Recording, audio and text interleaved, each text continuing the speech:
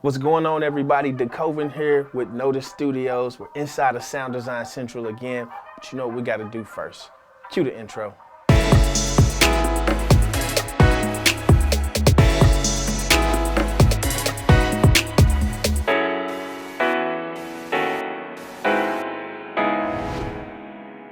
So today we're gonna take a look at how I mixed the music for the video put out last week by my fellas at The Spot, our music production studio here in Notis Studios. So if you haven't subscribed, go ahead and subscribe now. Click the bell, give us a thumbs up. Let's jump into the video. Okay, so here we are in Logic Pro X. And I'm gonna play the track for you to let you hear what the track sounds like. And then I'll show you what I did to it to get it to where I like it and where I want it to sit and where I want it to be and how I want it to sound. So let's take a listen.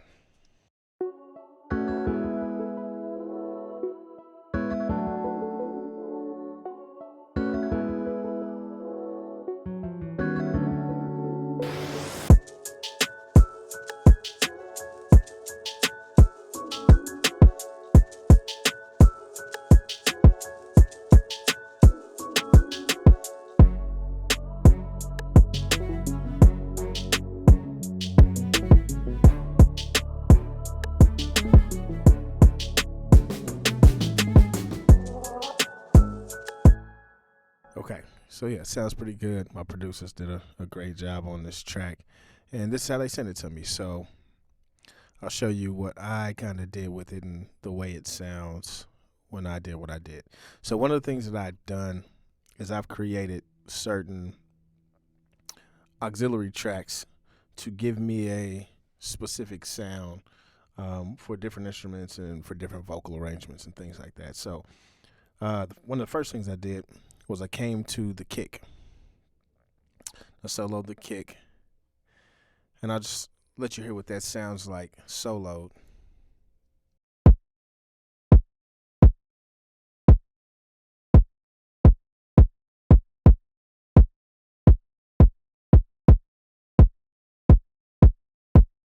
Okay, so, decent kick.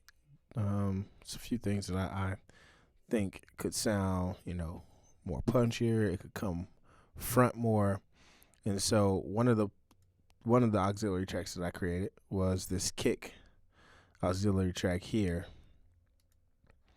And all I did is I used the FabFilter Pro Q3 equalizer EQ to roll off some of the high end and a little bit of the low end. And then I also use Wave Smack Attack to really add some bite and punch and sharpness to it, to its sound. So let's see what it sounds like back and forth.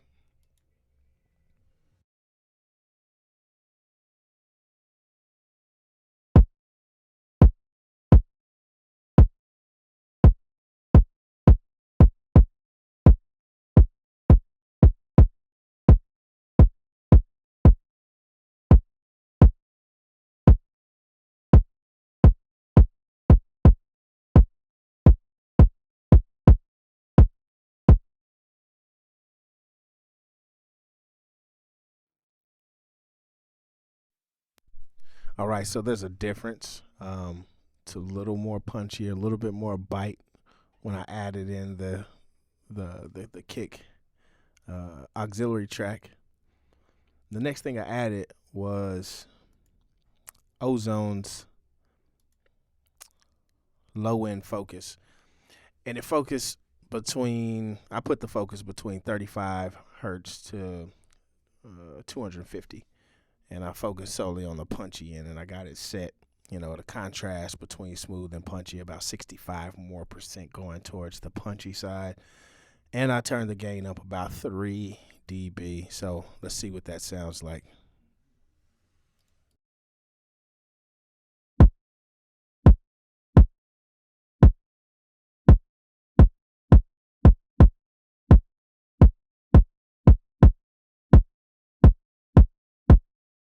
Yeah, gives it a little bit more punch to it. Now, the last thing that I did is I create a parallel compressor using the Fab Filter's C2 compressor. I have my ratio set to 52, 30 to 1. My attack set at 0.87. And then my release is a little longer. It's really not long. It's a little faster release. A little faster than midpoint.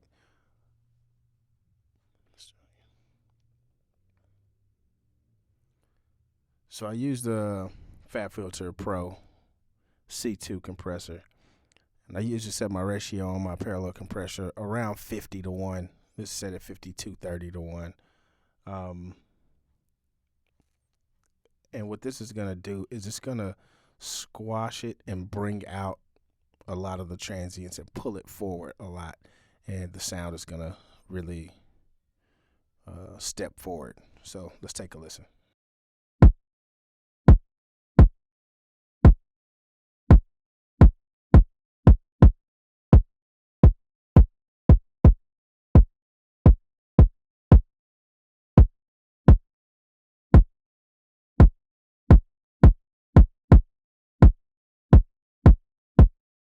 All right, as you can see, it's a little more than subtle, but you can tell it's stepping out. So the next thing that I like to do is I like to address my snare. However, the snare was recorded with a couple of other instruments, so I have to kind of address all of those together at the same time, which is fine. So one thing that I added was I have a snare / clap preset that I created, and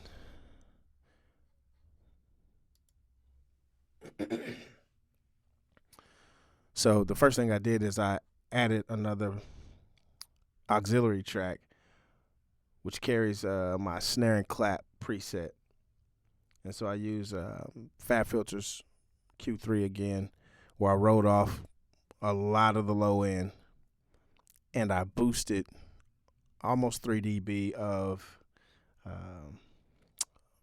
high end, right around 3,500 to 4,000 hertz, right in that range. That's where you're going to get a lot of your snap on your snares and your claps, and even some hi-hats, but those might be a little bit in the higher range. And then I went ahead and threw a compressor on here, the Fab Filter C2, just to give it a little bit of control within that snap. So let's listen to what that sounds like.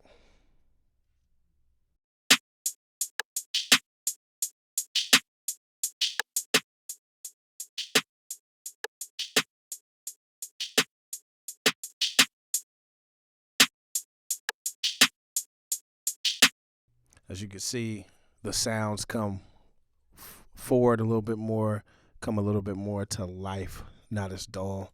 And then again, I added the parallel compressor on here as well, just to pull the transients forward. So let's listen.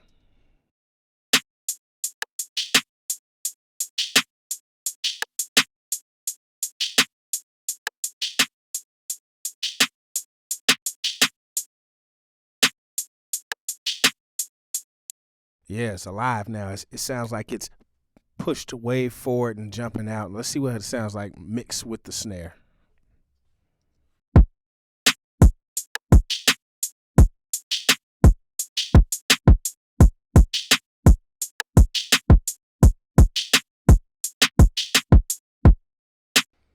Yeah, hopefully you're listening in either a pair of really good headphones or some monitors so you can really hear what the changes that are being made to the sounds. So then the next thing that I would go to is usually on a song I go to the vocal, and this has a vocal sample in it. So went to the vocal sample and I added a Widener to it. I want to spread this sound out because of its soft nature. It's not something that needs to be right up the middle like a lead vocal, but I want to spread it out and give it some body and volume. I'll let you hear what it sounds like with and without.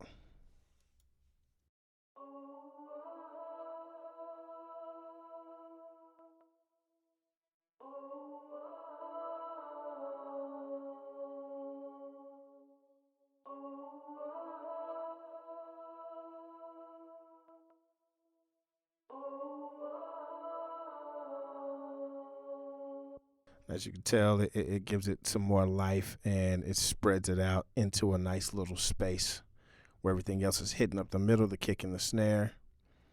And I used Ozone's stereo widener or imager. And so what I did with the Ozone is I took, the high bandwidth around 7,000 hertz and up, and I spread it as far as I could. And then I pushed between 800 to about 7,000, and I spread it out some as well. And then from roughly 250 and up, I spread it out just a little bit more. And then I kept everything underneath in its normal position. And so that's the sound you got. And then, of course, add that secret sauce, the parallel compression. So let's see what it sounds like.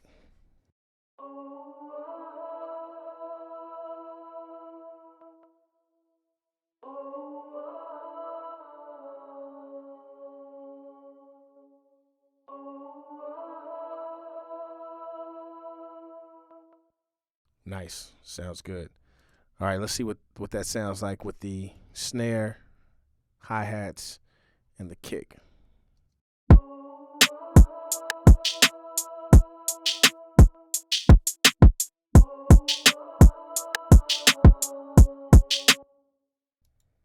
And what it sounded like before.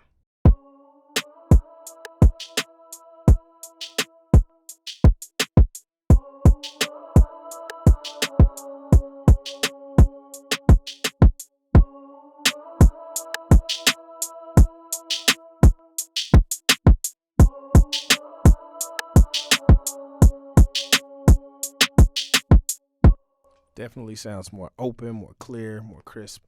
I like it. So from here, I just went in and I started leveling out some of the other instruments. I added a low end smoother to the bass guitar. So let's see what that sounds like.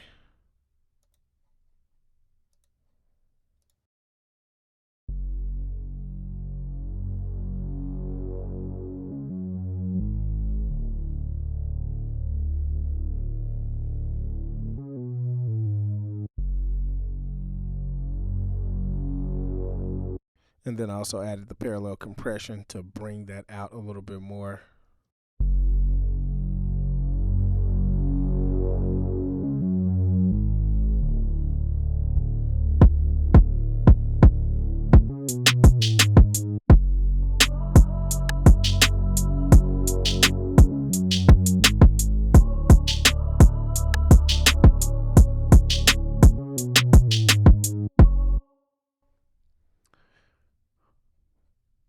All right, so then I just went in and I began to mix all the rest of the instrumentation in and all of the samples and different things like that, adding would be parallel compression or stereo widening to kind of give space. Some things I just left alone because they sounded well already. All right, so let's see what everything sounds like all together.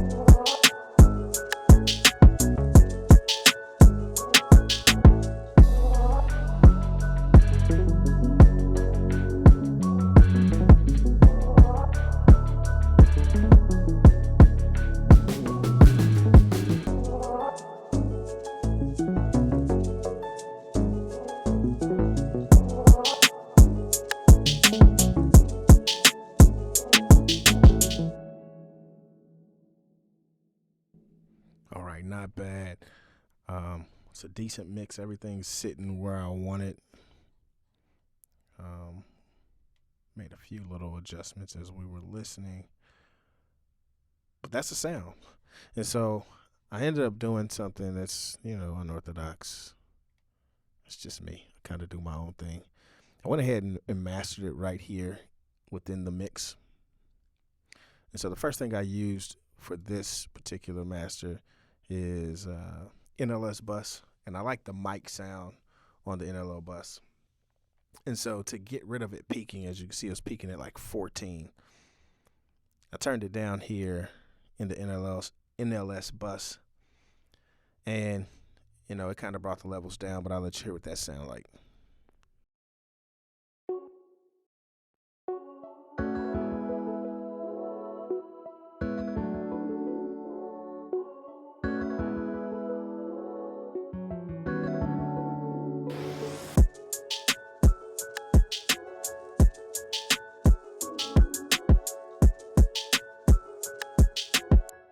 Still sounds good, still has that punchiness. Just the volume, you can tell is lower, and you can see it's hitting at like negative 4.7 dB, which is a decent range to really master in.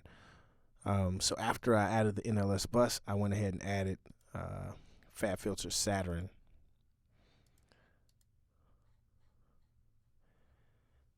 And I put it on the hip hop puncher.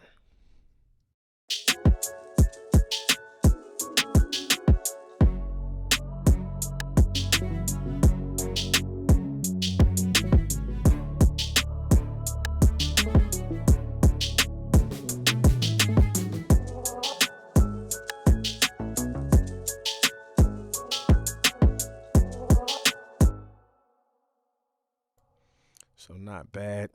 That cleared it up, gave it a little volume. Then the next thing I added was a soft clipper, stock plug-in, adaptive limiter. So I added a soft limiter. I would turn the volume way up, 10.3 decibels. And I set my ceiling at -1. So let's listen.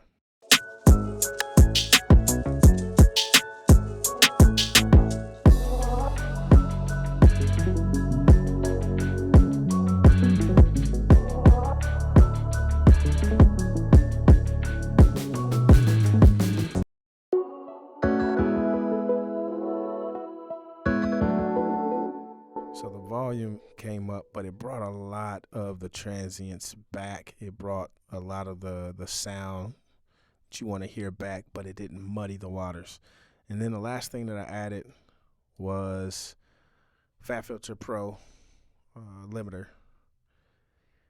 Put the setting on wide and open, and I boosted it about 4 dB. And I set my ceiling at a -1. So let's listen to this track with it being mixed and mastered and what it sounds like.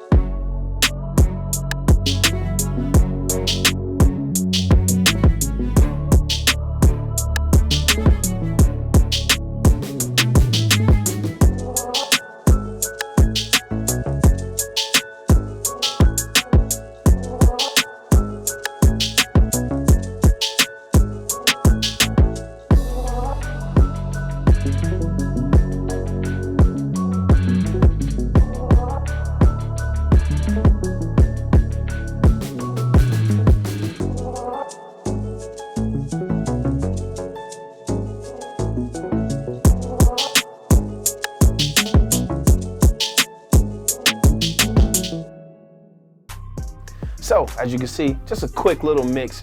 I set up presets inside the Logic Pro to make my mixes go faster because I use a lot of the same plugins just about every mix. Those of you out there that mix music, y'all know how it is. You like what you like. So I set presets to make my workflow go faster, and I'll be doing a video on how I set those presets up and, you know, naming them and saving them where you save them. All that's coming soon in more videos. Just stay tuned to the channel. If you haven't subscribed, click the subscribe button, give us a thumbs up, hit that notification bell so you can get the next videos the next time we post. If you haven't seen the video put out by The Spot, click here. If you haven't seen our movie, The Suffering, click here.